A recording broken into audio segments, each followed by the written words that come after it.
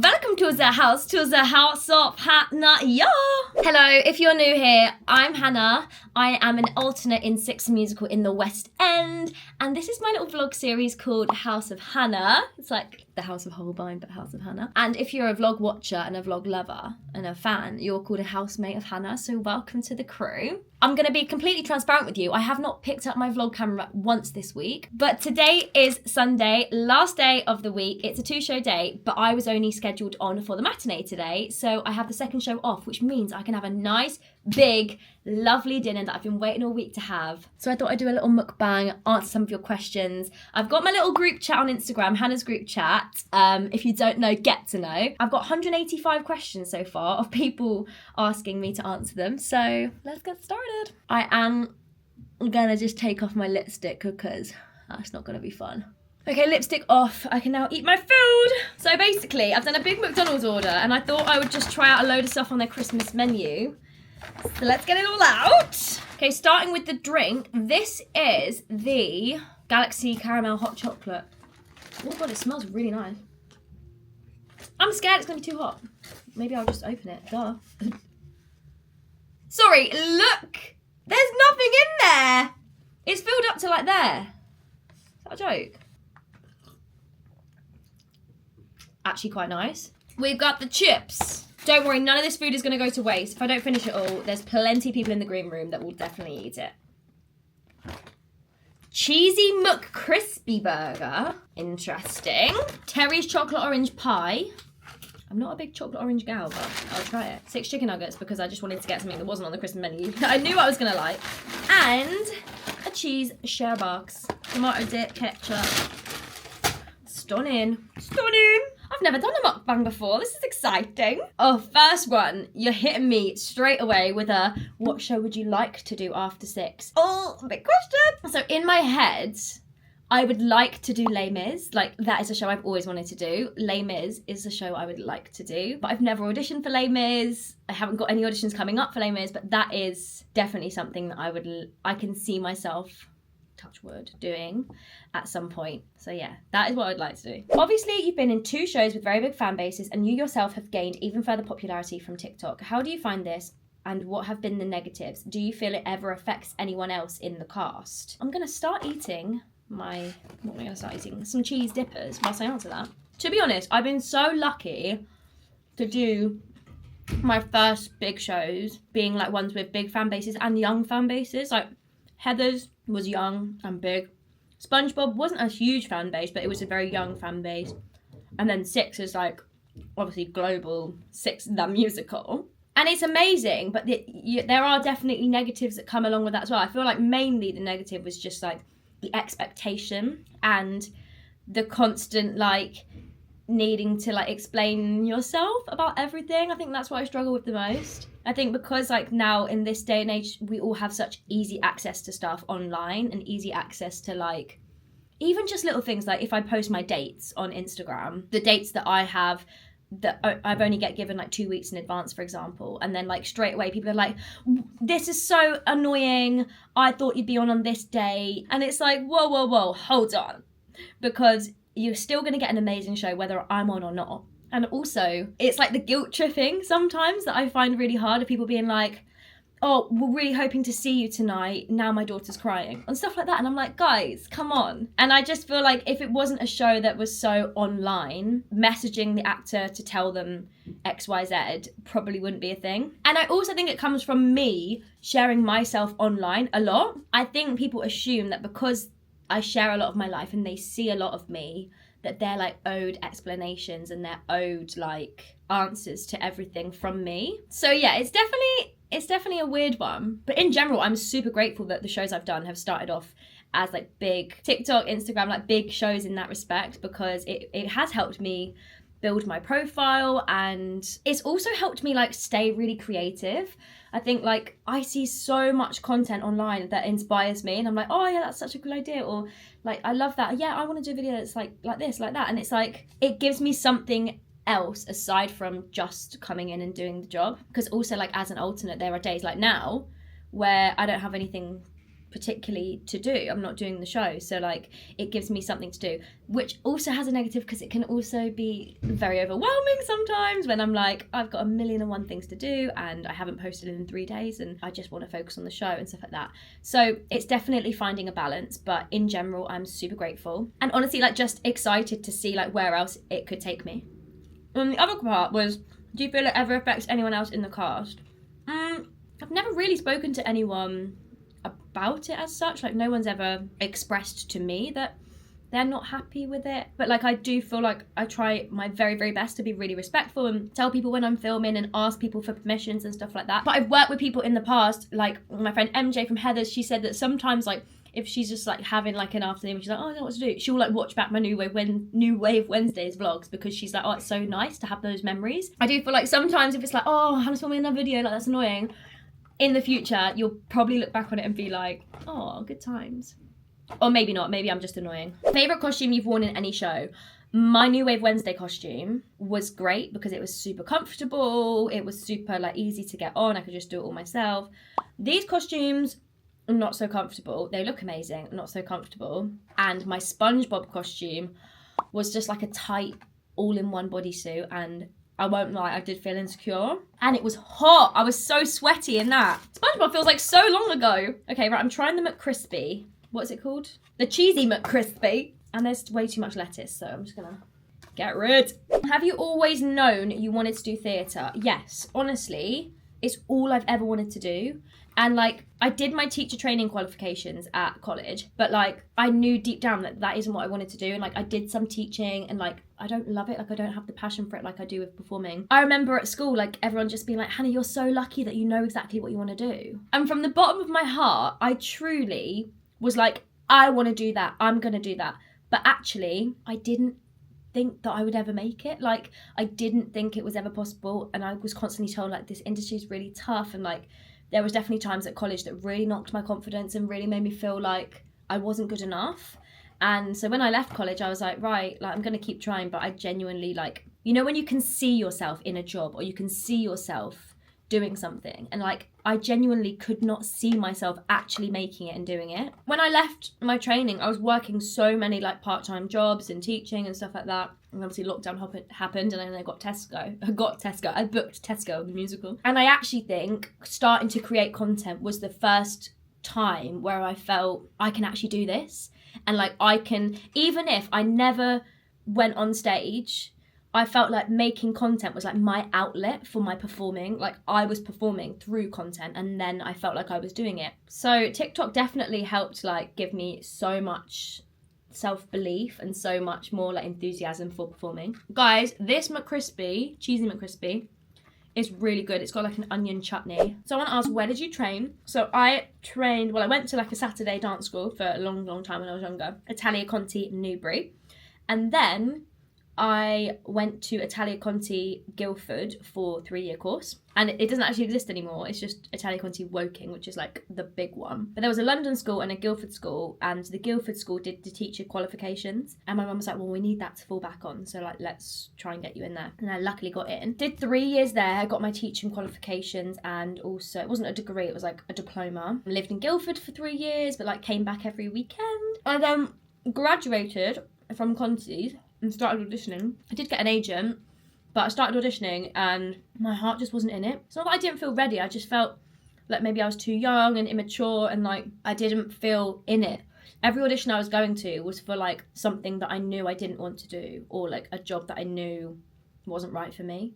And that wasn't anyone's fault in particularly, it was just at the time I didn't really want my first job to be like going away. I've just realised I've been absolutely talking with my mouth full here, but it's a mukbang, so what do you expect? When I was in my 3rd year at Conti, we do like an agent showcase where we do a show for agents, clues in the title. There was one agent that I really wanted to sign with, and they invited me for a meeting, and I was like, a meeting? That means they're going to sign me. Like, they've called me for a meeting, they've seen me perform, they're like, yeah, let's have a meeting with you. And I thought, great, I'm signing with my dream agent. Went for a meeting, and they said, so what sort of thing do you like see yourself doing? And I was like, oh, I want to do this, this and this. And they said, what about cruises, or what about going abroad? And I was like, at this moment in time, I don't feel like that's right for me. And I do stand by that. I think I'm a very homebody, and like the standards of shows on cruises and abroad is like can be amazing, like full-blown musicals on ships. Six the musical was on a ship, you know, so it's nothing about like the standard of the performing. I just didn't want to like leave home or leave London or be out of it for that long. And as soon as I said that, the meeting like turned like that, and they kind of turned on me and was like, oh well, I think you need to go back to more training then.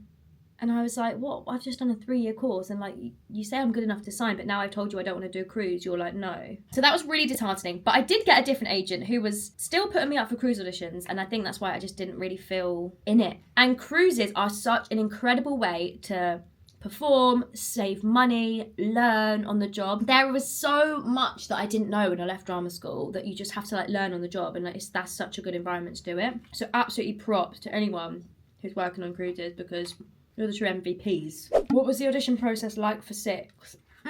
I honestly can't remember. Isn't that so bad? I was actually in SpongeBob at the time whilst all the auditions were happening, so I felt like I was just all over the place, like really scatty. But my first time, I've auditioned for it twice, and the first time round, I documented it all on TikTok, so you can see that all over on my TikTok. Not the actual auditions, but like you can see me being like, hey, going to my first audition, going to my second audition, blah, blah, blah. The first time round, I explained it all in the TikTok series. The first time round, I got to the finals.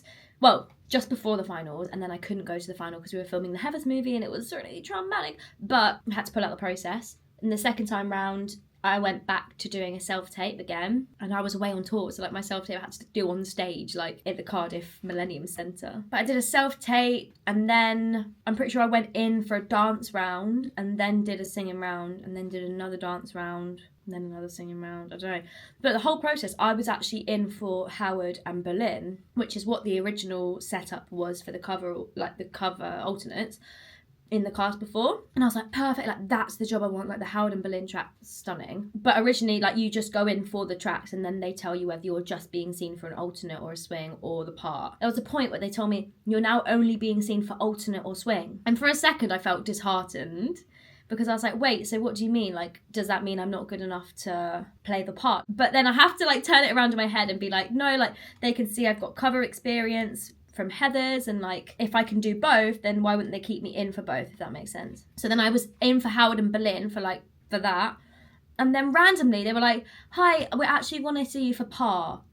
And I was like, are you sure you got the right person? I was like, me as part. And I thought, I can't do that, I had a breakdown. And I sat in my car and I sang You Know I Love You Boy for the whole journey home. I drove from like Birmingham, wherever I was, back to London, did my final dance round, and then after the final dance round, that's when I did the par material for the first time. And then I got through to the finals, and it was par and Howard.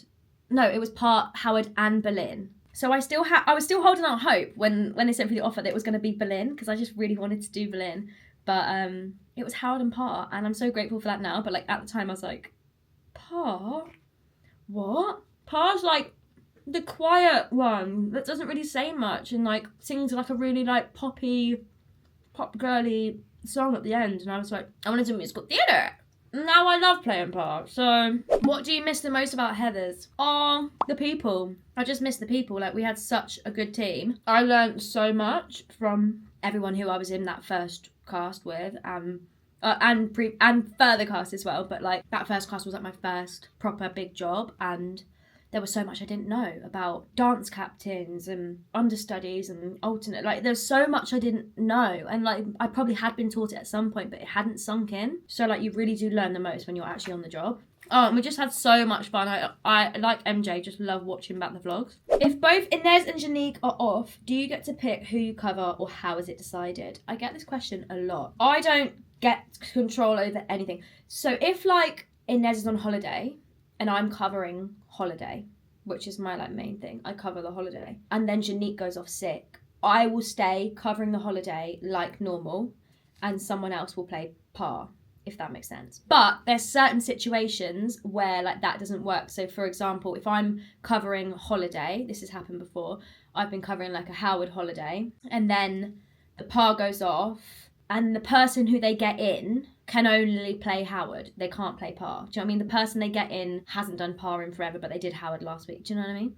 Then they would do Howard and I would switch to par. So it kind of gets worked out like that, but I don't have control over that. It's normally our resident director and our company manager. They all do it kind of between them. But if it was like 2 of them off sick on the same day, I honestly don't know. If it was like they needed a Howard and a Par, and I've been on for Par for the whole week, they would probably just keep me on as Par, even if it was just covering sickness. Because it makes sense to just keep me doing Par like I have been all week, and then put a swing on or an emergency cover on or something for Howard, if that makes sense. It depends also like what other swings and stuff are in the building, because we've had Esme come in to rejoin us, and like there's certain tracks that she hasn't done in a while yet. So she would do her like most common tracks first, and then we would fill in the gaps, and it just kind of works like that. Would you ever do Starlight Express? Guys, I've not even seen Starlight Express. I need to go and watch it. All I know is I'm knocking. I've not listened to it. I need to like listen to it and like actually find out about it. Do you ever plan on getting another dog or pet? I mean, my boyfriend really wants another dog or a cat, but I don't want either. I do one day, like I would love another dog, but we live in a 2-bed flat. So like, and 1 dog is enough work. So to have another dog, and the puppy stage is testing. So to have another dog now, too much. I think when we one day, start a family, get married, move into a big old house, if I win the lottery, then maybe we will get another dog. Right, let's try this Terry's chocolate orange pie. I'm not a chocolate orange girl. And also, someone said, what's your favourite onstage mishap? It will have to be what happened today, when I inhaled a bit of phlegm and I couldn't sing. And we were in 6 and I went, Music Man, tried it on. And I went, Music Man. Like, I could not sing. I tried to swallow, I tried to cough. It was horrible. And then basically I went, I learned everything and all I do is sing. Yeah. And yeah. Hopefully no one was filming a bootleg of that, but if they were, have a laugh. Have a laugh, why don't you? Okay, ready?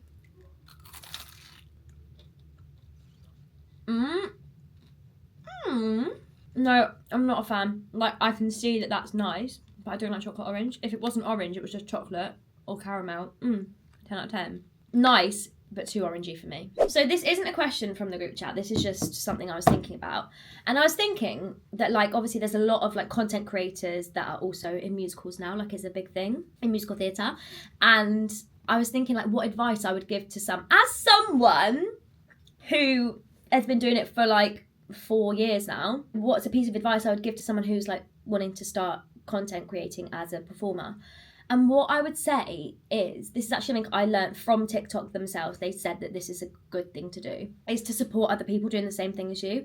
So, like, if you're starting a new account and you want to do theatre content and you really want to, boost your profile whilst you're in a show or something, or even boost your profile and then hope to be in a show one day, the best thing you can do is follow other people that do a similar thing to you. Big creators, small creators, any. Follow them and go on their content and like, comment, engage with their content and like engage with their community. I mean, like, using me as an example, if you want to start creating content and then you've got your like cool, good profile picture, eye-catching profile picture and your account name that's like theatre content, blah, blah, blah, whatever, and then you're commenting on all my videos, then anyone who's like a fan of my videos or often comments and like looks in the comment section will see your name and will see your profile picture, and it will really help with the algorithm. But that sounds like I'm just being like, so if you comment on all my videos, then you're gonna do well.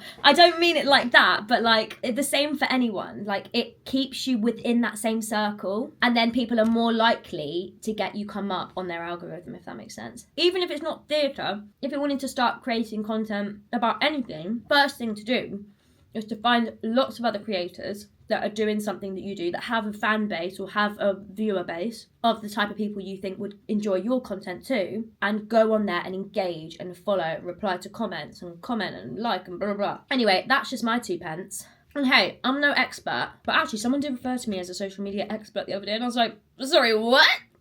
I'm not, but I do have lots of experience with it. Good and bad. Thanks for watching the vlog. Sorry it's not been an actual vlog and it's just a little sitting, chatting kind of vibe. I always feel weird doing these like sitting, chatting ones, but I'm sure I'll get used to it. I think I need to pretend I'm just on a live, because when I'm on TikTok live, I just sit and chat for days. But when it's like a video that's being filmed and edited, it feels different. I don't know why. Anywho, Have a great week. If you've watched it to the end, leave a disco ball emoji in the comments. And I'll see you next week, which I will actually vlog next week. Hopefully, touch wood. I'm on for Howard all next week, so I've got a vlog. Okay, I'm gonna shut up now. Bye guys, I love you. Oh, make sure you like and comment and subscribe and do all that jazz. And all that jazz. Okay, thank you, bye.